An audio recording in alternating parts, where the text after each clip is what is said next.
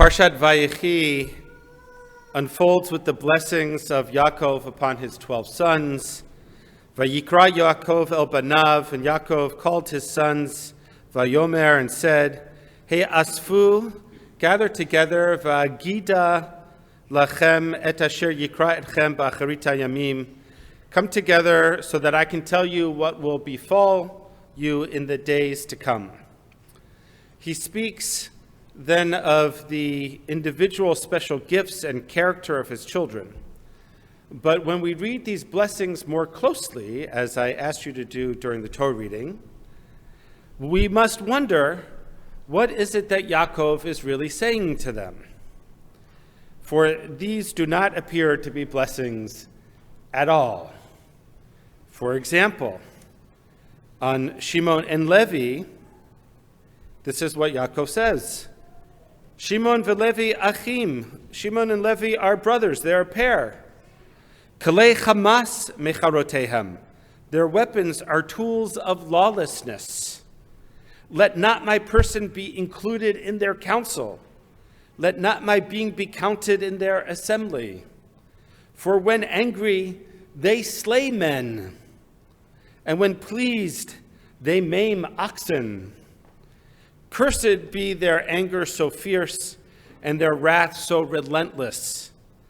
I will divide them in Jacob, scatter them in Israel. Not exactly a blessing. Certainly not the way in which we understand blessings. Now, of course, we might understand that Yaakov would feel that way about Shimon and Levi. After all, in the story of Dinah, at the end of the story, rather than being concerned about the people of Shechem, Yaakov's concern is, like, you've made me smelly throughout all the entire land, right? People are not going to think kindly of me. So we can understand that about Shimon and Levi. But look at Reuben. Reuben, Bochri atad kochi v'reshit Adoni. Reuben, you're my firstborn, my might, and first fruit of my vigor, exceeding in rank, exceeding in honor. It starts like it's a bracha. But then it turns, Pachaz kamayim al totar ki alita mishkevei avicha. But unstable as water, you shall excel no longer. For when you mounted your father's bed, you brought disgrace, my couch he mounted. This is not a blessing, let alone the psychology of dysfunctional families. Right?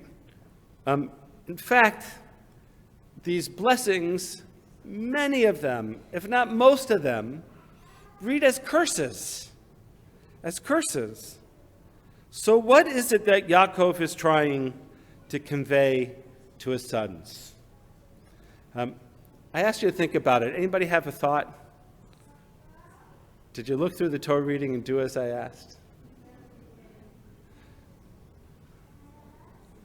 Yes, Murray. This is where you've come from, not beware, do better in the future. Okay, so this is where you come from. He's looking back. He's telling them this is who you are. Beware, because if you keep down this path, it might take you to its logical conclusion, which is not a good place. Anyone else? Yes. You better behave. This is a long-winded way of saying that. Yes, Liam. A little bit louder so I can hear you.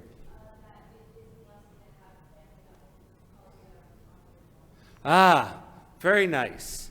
That it's a blessing to have a parent, in this case, who's going to call you out on your faults. Because if he didn't do that, then it's exactly what Murray said. The blessing is being called out because this is where you come from. If you don't watch it, this is where you're going to end up. Wonderful. Rashi explains this disconnect of blessing and prophecy. For him, for Rashi, Yaakov wants to tell the future. And the way in which Yaakov, or Rashi, explains this is that Rashi explains that Yaakov wants to tell the future, to reveal to them, to his children, the end of Israel's exile.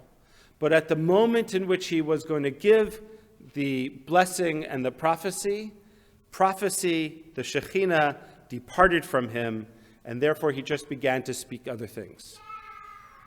It's a convenient way of solving the problem, that he was going to give prophecy, but then God changed God's mind and took away the Shekhinah. Modern scholars, on the other hand, view these passages as a reflection of the historical reality of the nature of the tribes, that of what Israel became, and that what we have, rather, is a later author reading the character of the reality of the tribes and putting it into Yaakov and to his blessing at this time. It makes sense, certainly for those of us that study Torah in the literary criticism and the historical criticism modality of Torah. That makes sense, it's logical. If Yaakov's words, though, are not blessings, and if they're not prophecy, what is it then that he really wanted to communicate to his sons? On this, Rabbi Reuven Hammer, Zichrono Livracha, writes that Jacob's blessings of each of his sons may not contain explicit prophecies of the future, but they do combine an analysis of their characters with the description of their place in the future settlement of the Israelites in the land of Canaan. This, Reuven writes, is an indication of hope and the fulfillment of God's promise. There is a future, in other words, that Yaakov is telling his children. There is a future. There is hope. What then, if we look closely at the text, what then is the basis of that hope? And so for that, we have to look again at the opening verses of Yaakov's blessing. Vayikra Yaakov el banav. Yaakov called together his sons. Let me read it properly. Vayikra Yaakov el banav, and Yaakov called to his sons. Vayomer, and he said, Hey asfu, gather together.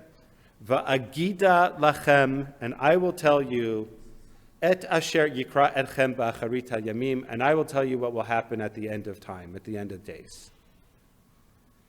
The key word for hope in that sentence is the word he asfu, gather together, come together, be together.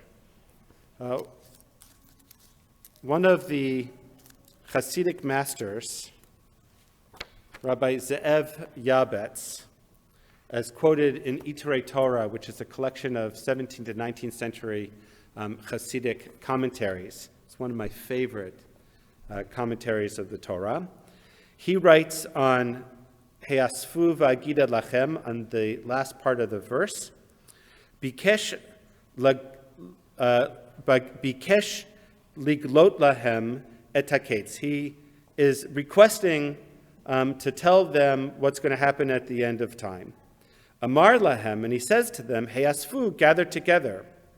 Ki efshar laketz sheyavo, because it's impossible for there to be a future, for a future to come, kisheyesh benechem, when there is between you sinat chinam, senseless hatred.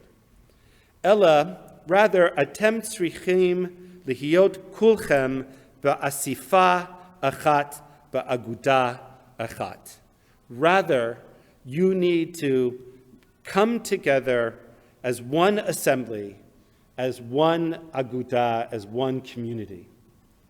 It's a beautiful, beautiful commentary on what it is that Yaakov is trying to convey to his children. Parshat Vayechi, in that way, kind of brings all of Bereshit together and to a close. Right? Bereshit is like, we start with the first family and sibling rivalry and fratricide. Right? Cain killing Abel and asking the question, Hashomer Chi Anochi, am I my brother's keeper? Here, Yaakov comes at the end of the book and says, yes, Heasfu, come together. You are your brother's keeper. The whole storyline of Yaakov's and his sons is about rivalry and jealousy and competition and so forth, particularly between Yosef and his brothers. And it reflects an internal discord within a family. Even in our own times, we see this discord taking place today. The Jewish people were scattered across the globe. We often face internal divisions in addition to the external divisions. The differing perspectives of political, religious, and cultural issues. Unity for us becomes a challenge, echoing the sibling rivalry of Yaakov's sons. And we're beginning to see it again, even in Israel. The Supreme Court, there's just been a leaked document from the Supreme Court that the Supreme Court is preparing to rule very, very narrowly. The first time ever, 15 justices have been impaneled, and they're going to rule, it seems, 8-7 to strike down the judicial reform that the government passed before the war that took out the reasonableness clause within the judiciary, right? As a basic law. The Supreme Court has never struck down a basic law before, and now it seems that they're preparing to do that. And the Prime Minister, talk about discord, the Prime Minister canceled a war cabinet meeting that was designed to start talking about what happens the day after the war because of pressure from Smotrich. He canceled the meeting. Can't even get people together to have a conversation about the day after. So we see this crack opening up, this divide that at least up until this point, once the war started, all of these other issues were put aside for the unity of the Jewish people and for Israel in order to prosecute this war. But yet, here we are as a people reading Torah yet again, thousands of years later, a story that continues to bear relevancy to our current contemporary circumstance. The importance of unity, that we as a people have faced numerous challenges to our survival, time and time and time and time and time and time again, up to this very day. From historical persecutions to the more recent geopolitical conflicts. Yet the theme of survival, of resiliency, of perseverance, of Jacob's sons, of Yaakov's sons, continued to resonate in the determination of the Jewish people to persevere against adversary. We can find hope in the knowledge that there will be a future, that there'll continue to be a future for us. And that's what Jacob wants to communicate ultimately to his sons. As he's about to die, that future rests on unity. Not unanimity, but unity. Hey, asfu, he tells them, gather together. Vayechi therefore serves as a source of inspiration for unity and perseverance, even for the challenges that we face today. We can never look at anti-Semitism, at what's happening in Israel, and just throw up our hands and say, what's the point? Because when we do that, when we walk away, when we cease to gather together, is when our future ends. And the story that we write at this moment becomes the concluding chapter of the Jewish people and not another chapter along the way of our existence. I want to note two more things. As I said in the beginning introduction to the Torah reading, the name of the Torah is Vayechi, and he lived. We Jews, we don't dwell on death. We mourn it. We grieve it. But we reflect upon life. And we always look to see how we live. Vayechi. Jacob lived. His children lived. They became the tribes of Israel. And as difficult as things seem at this moment, we have to remember Vayechi. And we will live as well. And also, I want to note that according to the Otzar Minhagei Yeshurun, we recite at the conclusion of the Sefer, Chazak, Chazak, V'nit Chazek, to celebrate our people's moral, ethical values as passed on from one generation to the next. When we gather together in Torah, we are strengthened.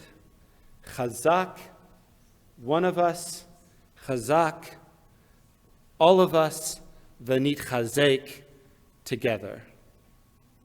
Chazak, Chazak, V'nit Chazek. Amen.